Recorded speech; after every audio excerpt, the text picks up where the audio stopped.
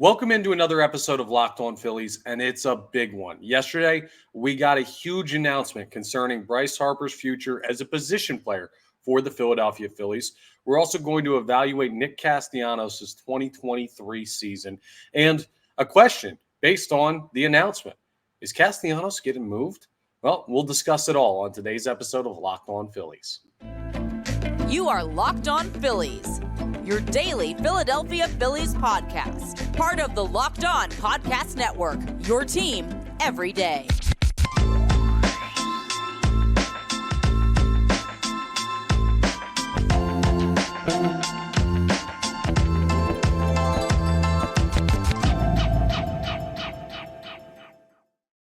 Yes, this is Locked On Phillies. I'm your host, Connor Thomas. Thanks so much for checking us out. We're part of the Locked On Podcast Network, your team every day. Please make sure you're rating, reviewing, subscribing to the YouTube, all that great stuff that helps us out here on Locked On Phillies. And today's episode is brought to you by Jace Medical. Empower yourself when you purchase a Jace case, providing you with a personal supply of 5 antibiotics that treat 50-plus infections. Get yours today at jasemedical.com. That's Jase Medical.com. Appreciate them bringing you today's episode, and it's an important one for the offseason of the Philadelphia Phillies. We talked about it multiple times as we're evaluating players, as we talked about free agency focuses. There's one big domino that needs to fall and needs to fall quickly, and that was Rhys Hoskins, Bryce Harper, first base decision. Who's going to be your first baseman going forward, and where is Bryce Harper going to play if he doesn't play first base? Well, I guess we'll never know, because yesterday, Dave Dombrowski announced that the plan is to have Bryce Harper play first base for the Philadelphia Phillies going forward. Every time we brought this up on the podcast, I told you that this is the most likely, most logical solution to the Philadelphia Phillies questions right now. If you move Bryce Harper to the outfield, you've got a lot of things you got to switch around. Where does Nick Castellanos go? Does Bryce Harper go to left? If he goes to left, does Brandon Marsh play center? If Brandon Marsh plays center, does Johan Rojas go to the minor? There's a lot of different stuff going on in the outfield if Bryce Harper moves back out there. Meanwhile, there's an opening at first base. And the only change that'll happen if you decide that Bryce Harper is going to play first base is that you won't be focused on signing Rhys Hoskins back to this team. And that is the route that they chose. So unfortunately for Rhys Hoskins and fans of Rhys Hoskins, it seems like he's no longer going to be a member of the Philadelphia Phillies. Now, he's a free agent, so technically he's not a member of the team anymore, but there was always the outside chance that they were going to bring him back. A one-year deal on a Scott Boras special where he proves his worth and his ability and he gets a huge multi-year contract. Now, the Phillies don't seem to be interested in that. And this move would say that the door is probably closed on bringing Rhys Hoskins back in any capacity for the 2024 season. So, unfortunately, that's how Rhys Hoskins' career as a Philadelphia Philly ends, on a ground ball to first base in spring training and a torn ACL, and he walks away. Now, we're going to have, once he's officially signed by another team, because I do believe he's not going to be back with the team. I'm pretty darn sure that Rhys Hoskins will be playing in a different uniform next year. We'll do a full episode thanking Rhys Hoskins for everything he did for this franchise. Now's not the time for that yet because, hey, we don't know for sure whether or not he's gone. But I'm feeling pretty sure that he's out of the equation. So Bryce Harper plays first base. Now you have your infield set, right? So let's break down what it'll look like. It'll be J.T. Realmuto at catcher, Harper at first, Stott at second, Turner at short, Bohm at third. We talked about potentially swapping those middle infielders and having Bohm play shortstop. Stott play shortstop. Stott was top 5 in Major League Baseball in outs above average this past year, so plus defender. But either way, those are going to be the guys in the infield. The outfield now, if the season started today, would be Castellanos in right, Rojas in center, Marsh in left, Schwarber with DH. Makes sense. Simple. It's how you ended last year. You have everybody back from last year's team. And that seems to make sense. And it opens things up, right? Now you don't have to go out and get a first baseman. You don't have to go sign one. If Harper had moved to right field, you would have had to sign Rhys Hoskins. And if Hoskins wants a different deal somewhere else, you would have had to go out and get another first baseman. And that could have been tricky, and that could have been expensive. And Hoskins could have been expensive. You've already got all these players under contract. So now you can truly focus on the Aaron Nola situation and bringing him back. So that's the other thing, right? Money commitment has now decreased by probably a good $20 million a year based on what you would have had to pay Rhys Hoskins. So now you have that money to throw at Aaron Nola or another top pitcher on the free agency market. This was the right move for the Philadelphia Phillies. It sucks that this is how Rhys Hoskins' time ends, but it opens up so many more possibilities than the logjam you would have created if Bryce Harper went to right field or left field or the outfield in general. What this also means now is you have a very clear path in the outfield for Johan Rojas to start in center and Brandon Marsh to start in left. Because what else is going to happen? You're not going to play Kyle Schwarber in the outfield. He was the worst defensive player in baseball last year. He's DHing. Okay. Castellanos is not going to move from right field, right? So he's sitting out there. Now we're going to have a discussion about his future a little bit later on in the episode. I don't want to dive too deep into it right now because I want you to keep listening to hear what I have to say about if Castellanos is going to be the right fielder for the Phillies this year. But let's just assume for the time being, for the sake of this conversation, that he is. Well, he's going to play right. Marsh is going to play left because he's not going to play center over Rojas, who's better defensively. And then Rojas is going to play center. It's just pretty basic. There's no other way to go with this lineup, with this defensive alignment. Bryce Harper playing first base was always the simplest option for this. I'm surprised it took him as long as it did, but they needed to figure this out like right now, like ASAP. So they knew how they needed to handle who's playing what position in the outfield, where they need to improve. Now they know, like, okay, we might need another corner outfielder. We might need someone to play over Brandon Marsh or a guy to play over Rojas in center that is better offensively. Like, they know who's playing where so they can evaluate what they need. And that's a huge, huge thing. Before it was up in the air whether you'd have two corner outfielders that were all-star caliber or not. Now you know. Marsh in left, Rojas in center, Castellanos in right. Is that good enough of an outfield? Well, that's a different question. And that's something the Phillies are going to have to evaluate. And if they do evaluate that it's not good enough, well, that'll either be a big free agent signing. Like, I don't know. Maybe they make a splash and they say, screw it. We're going to get Aaron Nola, and we're also going to get Cody Bellinger to come in and play like left field or something. Like, I don't see that as likely, but they could address it in free agency. But more likely, and you can see on the graphic if you're watching on YouTube, it could be addressed by a trade of one of the current players in the outfield. And that's something that we're going to get into a little bit later on in the episode. But as I've been telling you for like weeks now, it makes clearly the most sense to have Bryce Harper play first base. I don't see any reason why that wasn't the cleanest option.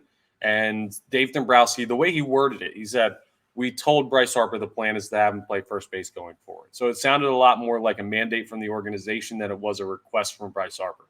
Harper and Hoskins are tight. They love each other. They're great teammates. They're great friends. I wouldn't be surprised if Harper had brought up to the Phillies, yo, I'll play the outfield if it means we can have Rhys back. And maybe that's the better baseball team is Harper in left, Castellanos in right, Hoskins at first base, Marsh and Rojas rotate in center. Like, maybe that team is better, but is it the most efficient way to get better? Now, with everyone signed, you can go ahead and get a great starting pitcher without having to spend the money you would have had to re-sign Rhys Hoskins or the big multi-year commitment to him. You could potentially make another move in the outfield. Like, you have more flexibility when it comes to how much money you are spending. Because even though there's not a salary cap, there is a point where John Middleton's going to be like, yo, this is too much. I can't spend all this money on everything. So saving the money on Rhys Hoskins opens up very interesting possibilities to making this team even better than they were in 2023. And one of those is one hurts a little bit to talk about, but we're going to discuss it coming up later on in this episode with Nick Castellanos. But before we get into that, coming up next, everyone wanted me to evaluate Nick Castellanos next. I saw multiple comments saying, evaluate Casty. So we're going to get into it coming up and the evaluation of Nick Castellanos' 2023 season. It ties in perfectly with this episode because he's probably the number one person that's got an eye outside of Rhys Hoskins and Bryce Harper. He's the number one person on this team that should have an eye on what the Phillies just decided with Bryce Harper's future. We'll discuss it coming up as we continue Locked On Phillies. All right, let me tell you about Jace Medical, okay? We spend a lot of time talking together, you and I. I mean, if you listen every day, you hear me for hours a week. We get fired up together on wins and losses, who starts and who sits. And Bryce Harper is now starting at first base, and Rhys Hoskins is now left out in the cold. I mean, I'm thankful for that connection we have. And today, I want our chat to be a little more personal. I just learned that you can get a 1-year supply on ED medications. You realize what that means? It bring on extended travel, bring on the next natural disaster or supply chain issue. You're covered.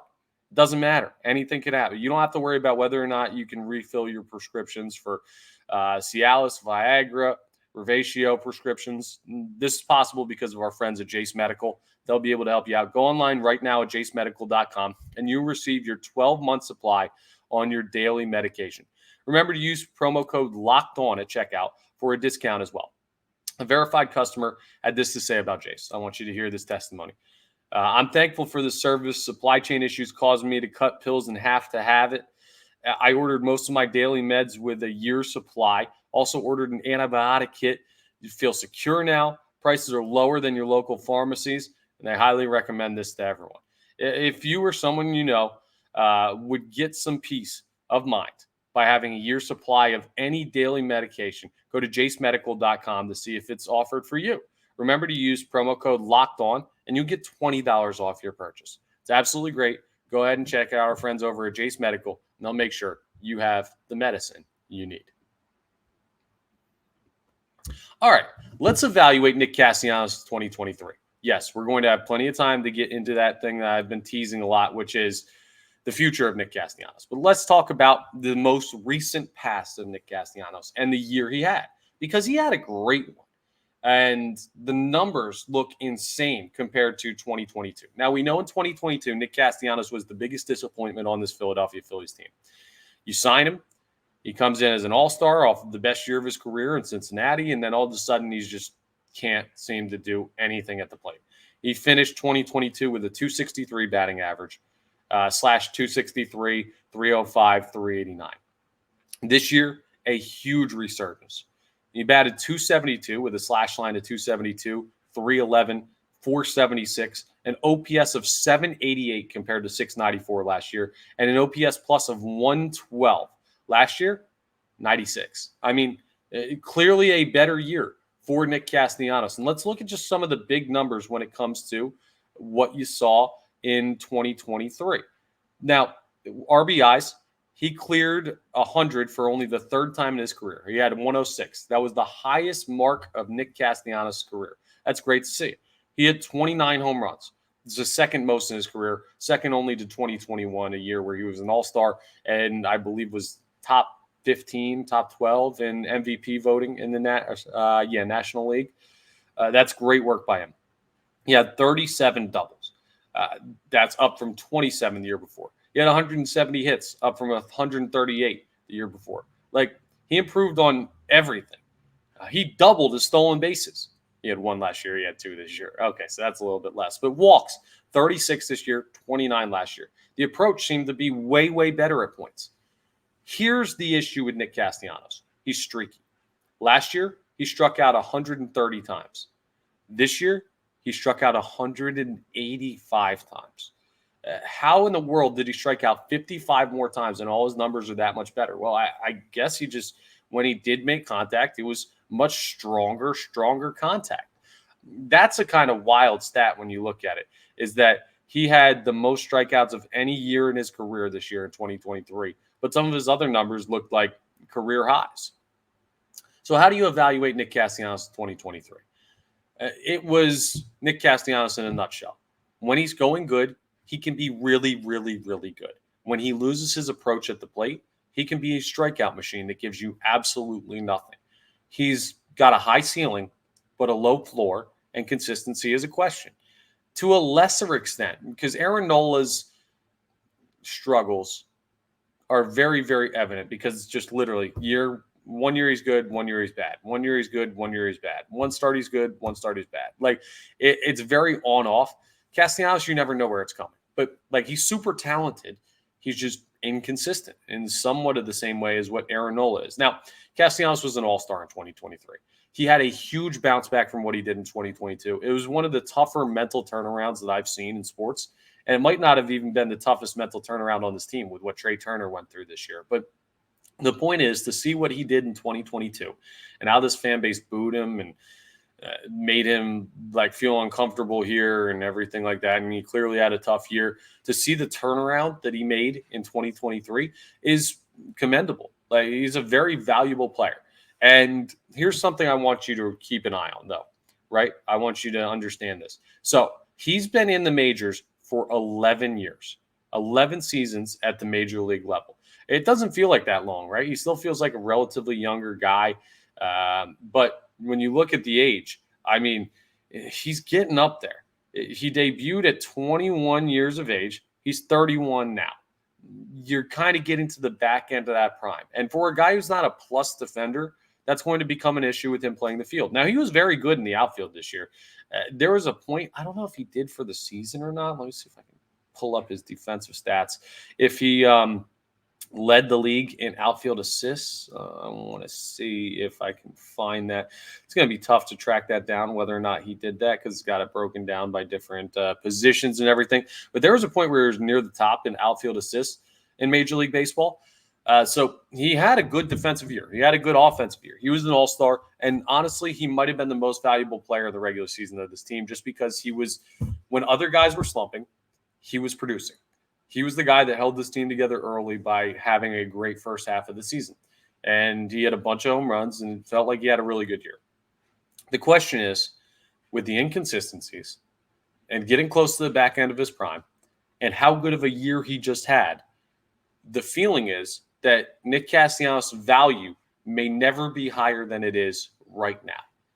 Now, I have a theory on this I'm going to talk to you about coming up, but just keep that in mind, right? He's a guy that's had really good seasons at points and had really bad seasons at points. And you look at him as a fringe all-star every year, but he's going to become an all-star by having a great month and then an okay month and then a bad month and then an exceptional month. Like, it's not a straight line to just – it's not Bryce Harper where he's great all the time. No, it's up, down, up, down, up, down, and the ups outweigh the downs, just like they do with Aaron Nola. But it's very similar to that in a position player type of way for Nick Castellanos. And the question is, do you trade him? Do you move him because of what you could potentially get for him following a great 2023 year? So for all those who wanted me to evaluate Nick Castellanos 2023, I thought it was an exceptional mental bounce back year.